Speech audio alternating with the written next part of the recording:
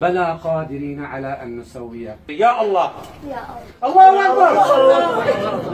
পবিত্র কোরআনের আয়াত পড়ে রোগী ভালো করে সারা বিশ্বে আলোড়ন সৃষ্টি করেছেন ডাক্তার মালা আলী কুর্দিস্তানি।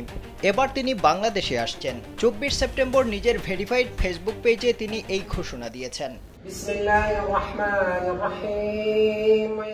এর আগে এক বার্তায় তিনি বলেছেন, বাংলাদেশের জনগণ ও সরকারের প্রতি একটি গুরুত্বপূর্ণ বার্তা শেয়ার করতে পেরে তিনি আনন্দিত যে তিনি খুব শিগগিরই বিশ্ববিদ্যালয় ও হাসপাতাল উদ্বোধন করতে বাংলাদেশ সফর করবেন।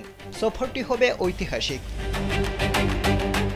ডাক্তার মালা আলী কুর্দিস্তানি আরও বলেছেন, তার লক্ষ্য হলো এই পবিত্র বিজ্ঞান 1000 শিক্ষার্থীকে শেখানো এবং ভবিষ্যৎ প্রজন্মের কাছে পৌঁছে দেওয়া।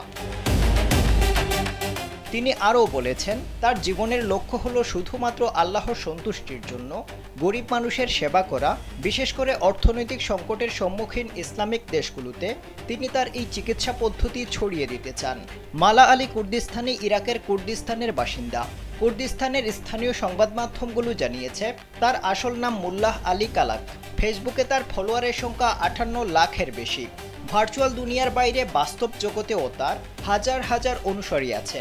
একই সঙ্গে দীর্ঘদিন ধরে বিতর্কের মুখেও আছেন তিনি, কারণ তার প্রকাশিত ভিডিওগুলোতে দাবি করা হয় তিনি কোরআনের আয়াত ব্যবহার করে অসুস্থ, জিনে আক্রান্ত এবং অক্ষম মানুষদের সুস্থ করে তোলেন।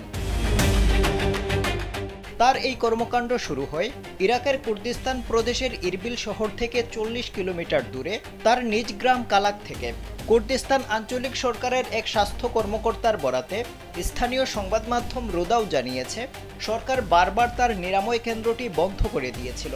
তার বেআইনি চিকিৎসা কার্যক্রমের কারণে কর্মকর্তারা তাকে একাধিকবার গ্রেপ্তার ও আদালতে হাজিরের নোটিশ দিয়েছিলেন। তবে ডাক্তার মালা আলী কুর্দিস্তানি এসব অভিযোগ অস্বীকার করেছেন। 2021 সালের নভেম্বরে মালা আলী পাকিস্তানে যান। তিনি দেশটির যেখানেই গেছেন সেখানেই হাজার হাজার মানুষ ভিড় জমিয়েছে। শুধু সাধারণ মানুষই নন, পাকিস্তানের স্থানীয় রাজনীতিবিদ এবং বেশ কয়েকজন ধর্মীয় নেতার সঙ্গে তিনি সাক্ষাৎ করেছেন।